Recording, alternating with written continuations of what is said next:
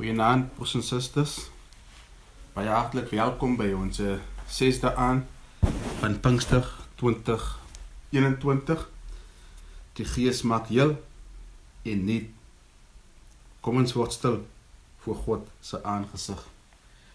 O diepte van die rykdom en wysheid en kennis van God. Hoe ondeurgrondelik is sy oordele, hoe onnaspeurlik sy weë. Wie ken die bedoeling van die Here? Wie gee hom raad? Wie bewys hom 'n guns sodat hy verplig is om iets terug te doen? Uit hom en deur hom en tot hom is alle dinge. Aan hom behoort die heerlikheid tot in alle ewigheid. Amen. Geliefdes, ek groet elkeen van u met genade, barmhartigheid en vrede van God ons Vader en van die Here Jesus ons Here en deur die wonderlike werking van die Heilige Gees. Amen. Broers en susters, vanaand se skriflesing sal kom vanuit Efesiërs hoofstuk 1 vanaf vers 15 tot en met vers 23 en die opskrif daar Paulus se gebed. Daarom, vandat ek gehoor het van julle geloof in die Here Jesus en van julle liefde vir al die gelowiges, hou ek ook nie op om God vir julle te dank nie.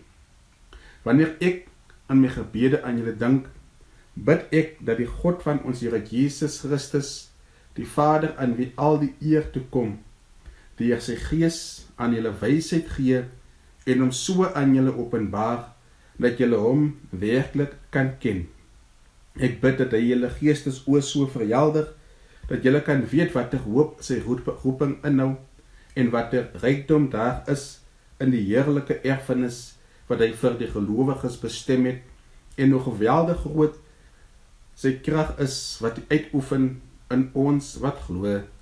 Dit is dieselfde kragtige werking van sy mag, wat hy uitgeoefen het, toe hy Christus uit die dood opgewek, en hom in die hemel aan sy regterhand laat sit het, hoog bo alle bose magte, en enige ander vorm van gesag, waarvan daar sprake mag wees, nie net in hierdie bedeling nie, maar ook in die bedeling wat kom. Aan hom het God alles onderwerp, hom oor alles verhef, en hom aangestel as hoof van die kerk. Die kerk is sy liggaam, die volheid van hom wat alles en almal vervul. Kom ons bid saam. Hemelse Vader, ons kom vanaand na U toe. Baie dankie dat ons altyd na U toe kan kom. Dankie Here dat die wêreld waarin ons woon met vele vrae en uitdagings, maar vanaand kan ons weer na U toe kom en die ou skrifwoord weer opsoek en ons antwoorde in die woord insoek. Kom seën U woord, Here, wat ons nou sal oordenk en wil U gee, dat die woorde van my mond en die oordenkinge van my hart vir U welbehaaglik mag wees. Amen.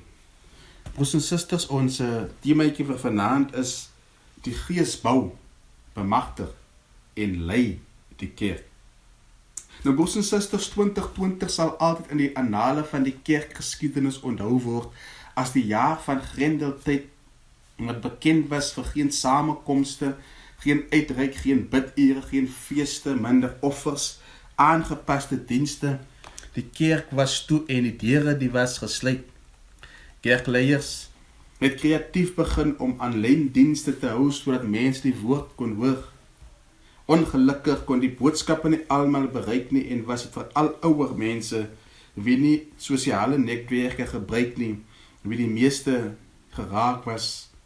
Onomwonde het die vraag by menige denkers se lippe gekom, waar hulle sou vra, het die mense nog die kerk nodig? En mense sou miskien maklik ja sê, om daarom net daar die skuldgevoel van hulle te troos.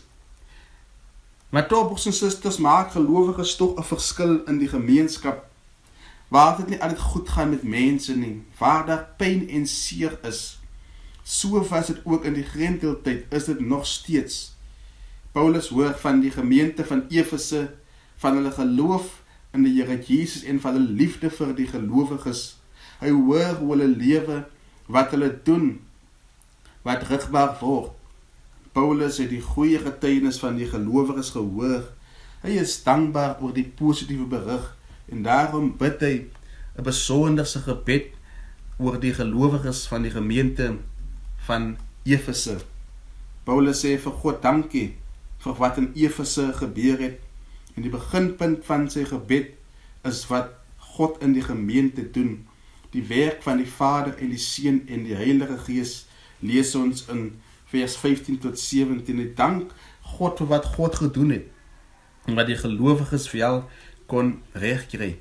En Paulus bid dat die gelowiges se oë in ewig sal oopgaan, dat hulle geestesoë sal oopgaan om raak te sien wat voor die hand liggend is. Ja, broers en susters, dat mense nog steeds kan sien hoe die kerk gestuur word en dat hulle sigbaar kan wees en met daardie geestesoë wat geopende is en dat ons dieper kyk, dat mense het nog die kerk nodig en dat dit net weer deur die werking van die Heilige Gees.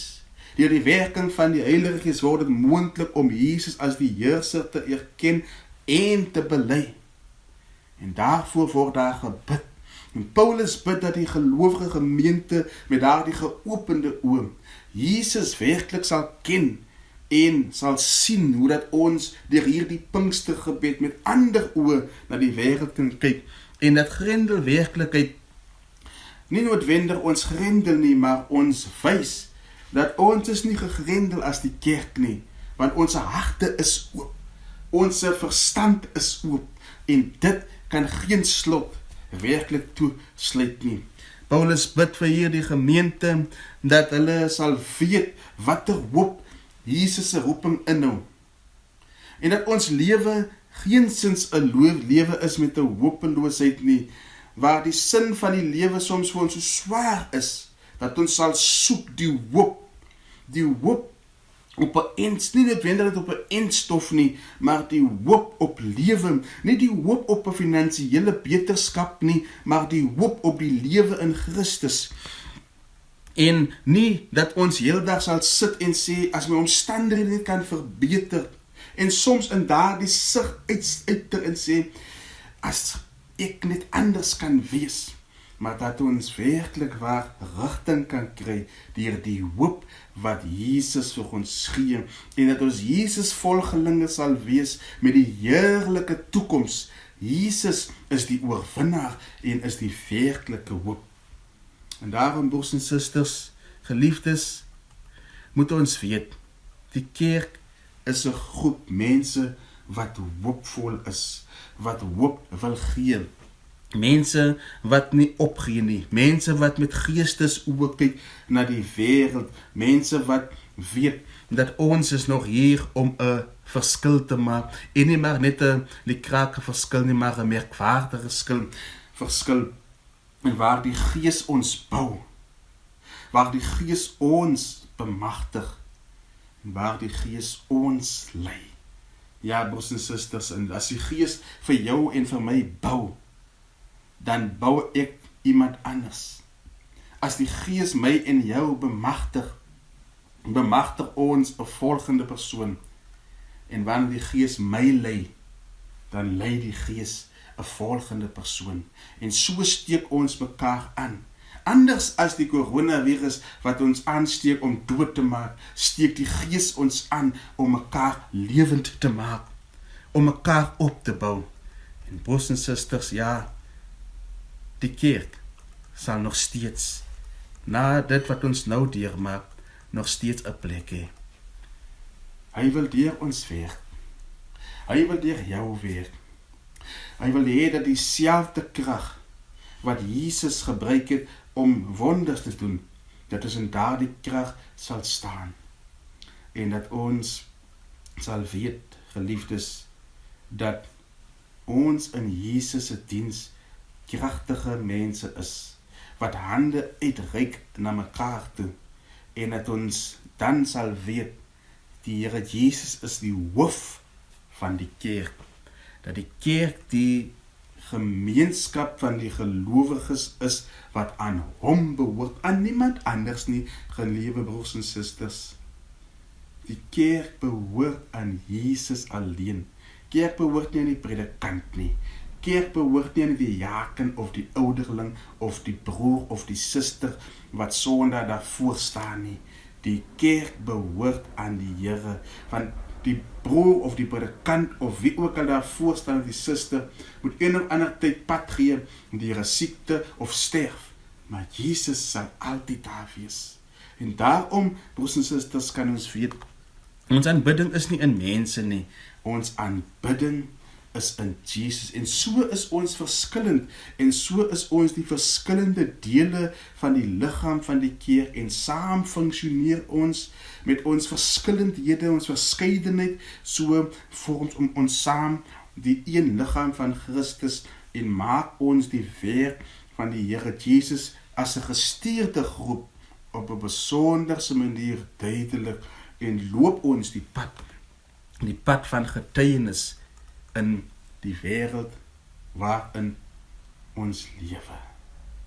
Mag dit wees dat ons aan hierdie ryke erfenis, in hierdie hoop en in hierdie krag vashou, dat die wêreld kan sien dat God se kerk is nog steeds van krag te midde van 'n deure wat gesluit sal wees.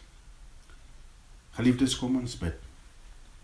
Hemelse Vader, ek bid dat U ons as die kerk, dat U ons kerke sal vernuwe. Ek bid dat U ons gemeentes nie sal dink, dat ons dinge kreatief sal aanpak, Here, en dat ons nie sal ophou om U diensknegte en U diensmaagde sal wees nie. Ek bid, Here, dat U ons geestesoë sal oopmaak as die kerk van U, sodat ons kan onderskei waartoe het U ons geroep. En ek bid, Here, dat ons in alle soort programme, al ons werksaamhede, dat ons alles te sal doen, nie ter wille van mense nie, maar in gehoorsaamheid aan U wat ons geroep het tot U diens. Amen. Broers en susters, kom ons ontvang die seën van die Here. Kom ons bid net saam. Mag die genade van ons Here Jesus Christus, die liefde van God ons Vader en die ryke gemeenskap van die Heilige Gees met ons almal bly en wees. Amen. Mooi aan, broers en susters.